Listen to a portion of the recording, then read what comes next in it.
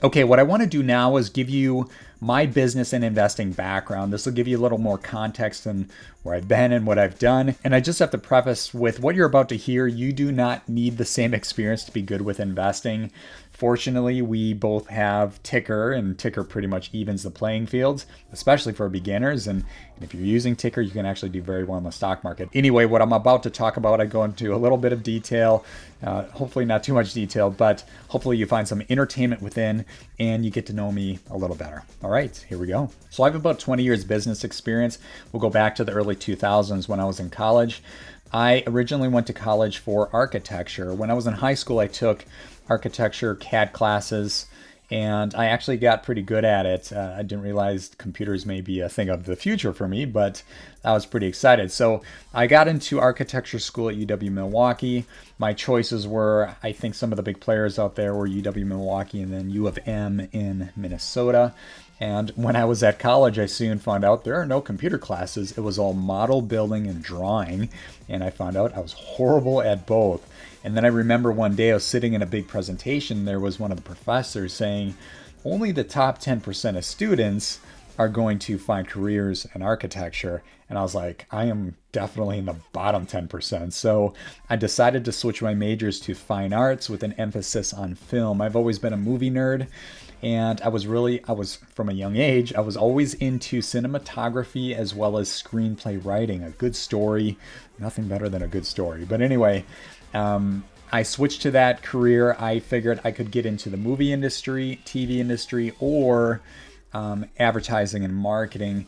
So when I graduated in 2006, I got into the advertising space. But anyway, I'll get to that in a second. Through college, what I did, and this was probably a lot more valuable than college itself, is I worked full time for the hotel industry. I asked myself the question, hey, what is a business that has a lot of available hours that I can work? And hotel industry jumped in my head because hotels never close. So I worked at a hotel in downtown Milwaukee called the Pfister Hotel. It's spelled Pfister. Some people think it starts with an F, but it's PF. Anyway, this is known as the premier hotel or preferred hotel in Milwaukee. This is where a lot of celebrities, a lot of athletes, and a lot of business executives stay. And in hotel security is what I did.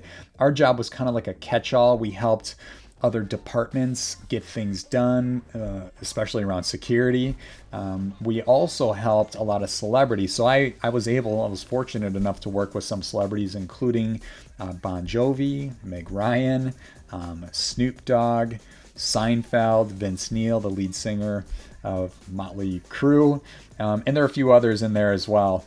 And I did that for about 4 years, 3 or 4 years or so. But it was great because I was able to work second shift and go to school first shift. So in other words, I go to school in the morning, get done with school, and then go work 5 days a week, 8 hours a day. So I was able to put in 40 hours a week, and that helped me pay for school. I did not want to graduate with student loans, and with a little help from my parents, as well as with the work I did at the Pfister Hotel, I was able to graduate with no debt, which is great. And now, given this was in a time when college tuition was not nearly as expensive 20 years ago, but things have changed.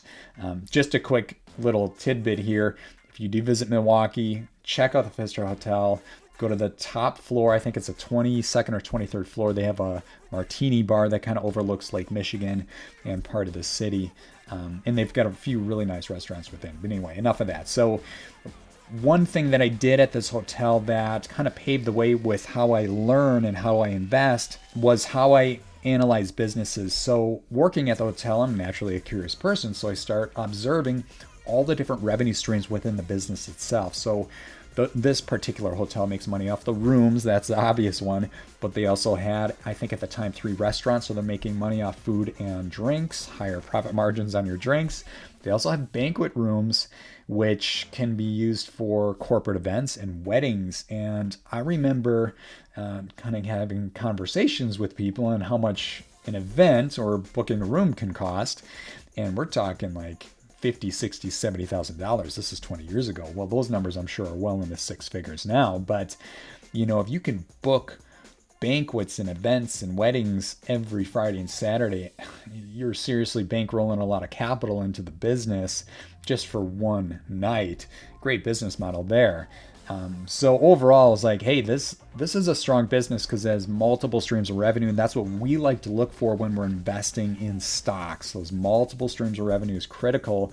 But long story short, when I was nearing graduation, I was like, I don't want to work in the hotel industry because you have to pretty much work most Fridays and Saturdays, if not some Sundays. And I'm like, no, I want my weekends. I don't work weekends. I only work during the week. I like my free time. So graduated, decided to get into the advertising world, and unfortunately most big cities, especially in the US, have advertising firms and marketing firms everywhere. So I started to work for a company that they're like an agency that works in the TV industry. Their focus was real estate, and I was kind of the key videographer, cinematographer, and I shot a lot of commercials. I probably shot like 50 commercials in 1 year.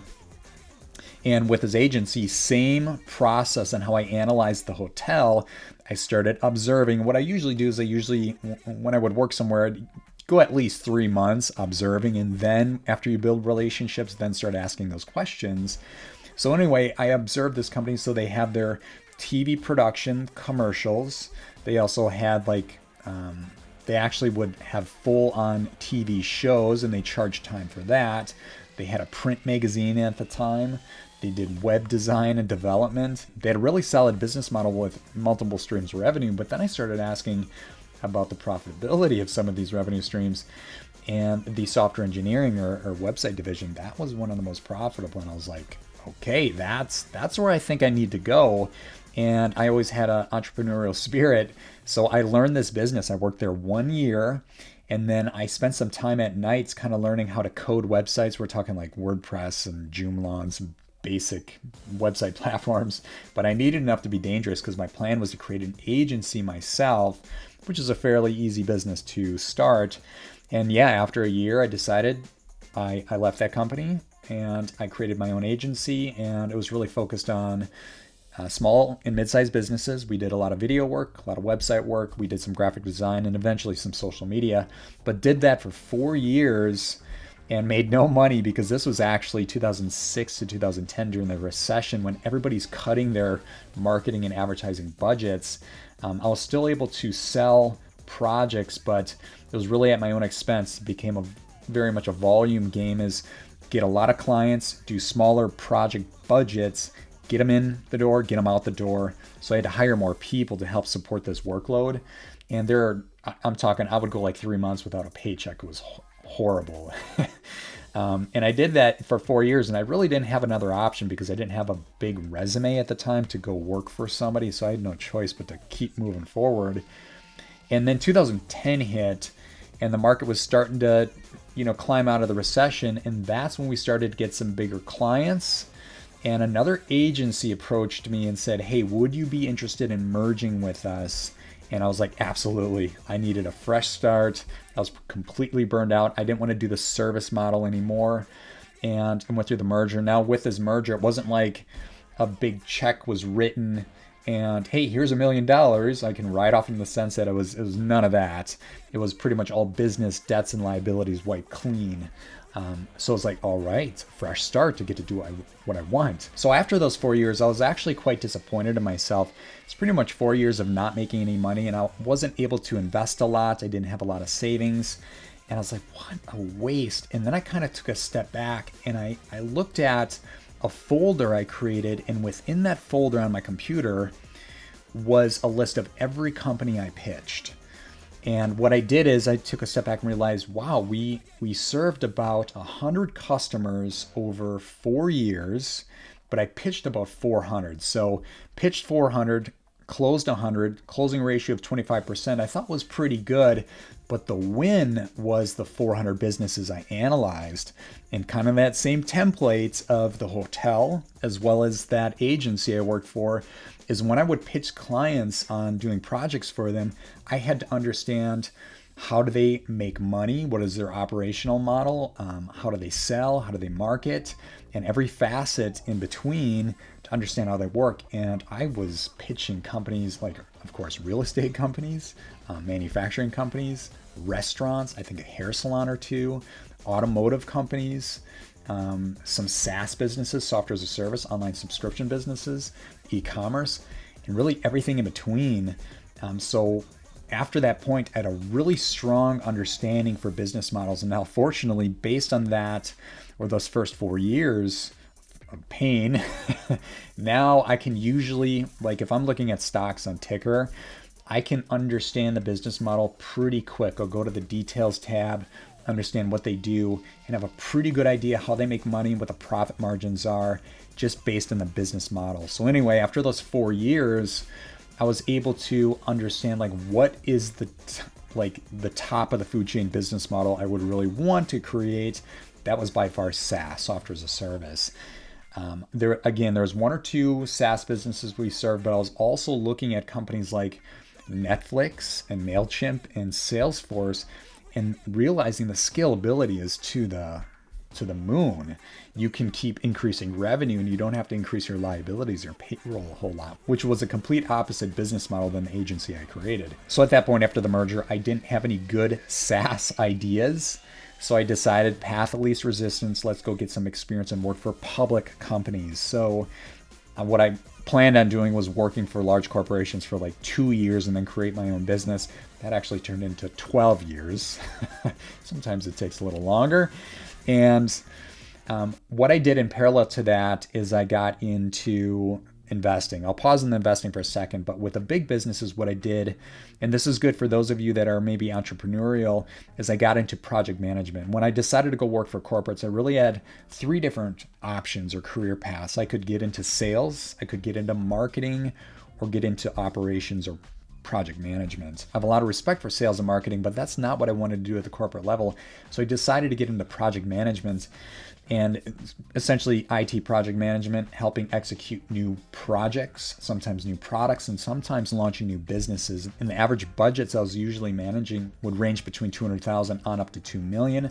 The largest project budget I ever managed was about $10 million. And with the experience working for large corporations, that compounded with those first 4 years, the next 12 years were huge because I got to understand how do public companies sell, market, and operate. I was able to work on some really high scale projects, including we're talking new businesses I was able to launch, new divisions I was able to help increase revenue by about 400%. I even did a product launch for a company that did 15 million in day one. Now, I like to pass the credit on to others. So fortunately, there are great salespeople kind of teeing up the projects. There are also good leaders who would tee up projects. And there are a lot of really strong technical people that I enjoyed working with. And as PM, it's like you're driving things forward, you're getting things out of the way.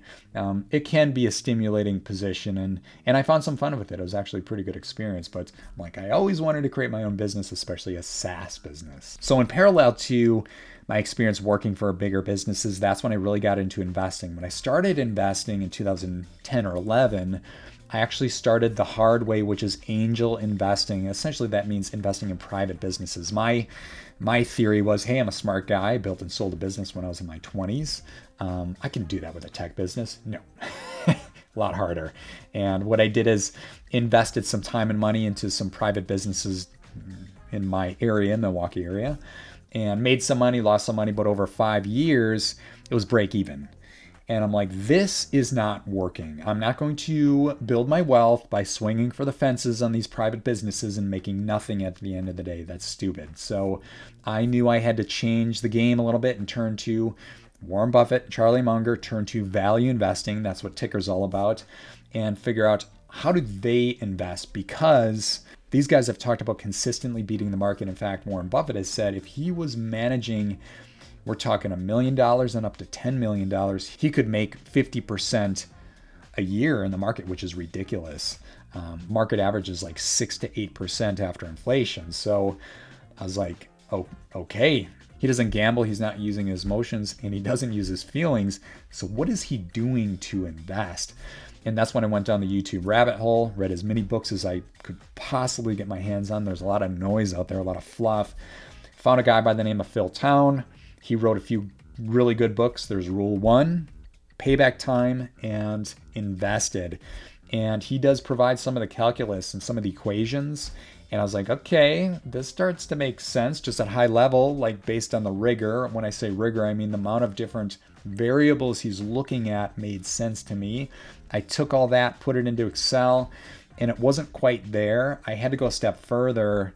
So I added a point system, which you can see in Tykr today, from 0 to 100, and that really rolls up to the summary if it's on sale, watch over price. I needed to gamify the experience so I really know, is a stock a good investment or bad investment, and nobody had really done that in the market. Nobody's seen, but Phil got me close, as I say, about 70% of the way there. Put that into place in 2015 and 16, and this is just an Excel sheet, and started making 15%. I was like, okay, beating the market, great. Next year, 16%. That was 2016. 2017, I was actually holding some ETFs. I decided to sell all the ETFs, a bundle of stocks, and only invest in individual stocks at this point, really following Phil Town, Warren Buffett, and Charlie Munger. And that year, 2017, I made 80%. And I was like, that's it. It is game on. I'm going all in on this strategy. This is the way you truly build wealth in the stock market, individual stocks, no messing around. And I did that over 4 years. My average returns, I could say, are probably closer to 50%. This brings me to 2019, and I thought, you know what? I might have something here that can help others. And I started sharing this Excel sheet with a few other friends that are also retail investors and also some institutions. And everybody was like, when are you going to turn this into a software to share with others? So I was like, there we go. Almost 10 years later, 2010 to 2019, so 9 years, I finally have a SaaS idea, software as a service idea that I can execute on. There's some market demand. There are a few tools out there, but nothing that's super easy and really as close to black and white as you can get. I'm like, I'm doing this. I'm moving forward. And otherwise, I knew my path would be corporate America, project management, maybe move over to try to get on an executive fast lane, but it would take years. And I really want to be an entrepreneur more than anything. And I decided that let's do this. So it took about a year to build the first version of Tykr. We went live in July of 2020. It took 6 months to get the first paying customer, which is how it goes when you build a SaaS. It can take a while. But what I did in the beginning is I knew that just based off experience working for the large corporates, it takes a while to find that product market fit. And I said, I'm going to bring on 100 customers for free. But in return, I want their feedback and I want it fast. I don't want to sit here and dwell on what do people really want. So got that feedback fast and iterated and just kept iterating. A lot of feedback from customers, and this is something I became pretty good at with in large corporates, is if you want to build great products that are used by a lot of people, you can bring in a lot of customers. Don't think on it. Don't dwell on it. Don't come up with your own ideas. Just go to the customer and ask questions. What can we do better? How can we make the product better? What features do you like, don't like? And just keep asking. And I did exactly that and still do it today with Tykr. But yeah, it took about 3 years to get to, as of the recording this video, it's November of 2023. We have about 8,500 customers in about 50 countries. And the thing we're most proud of is our Trustpilot score, which is a 4.9 out of 5. It's the best in the industry. And a big part of that is just, listen to the customers, provide good customer service. So there you go. That's my journey. 20 years of business really compressed into half hour or less here. And of course, as I mentioned earlier, you do not need this experience to be good at investing. Fortunately, you and I both have Tykr that really, again, evens the playing field. Okay, I'll stop there. If you have any questions on my journey, please email support@tykr.com.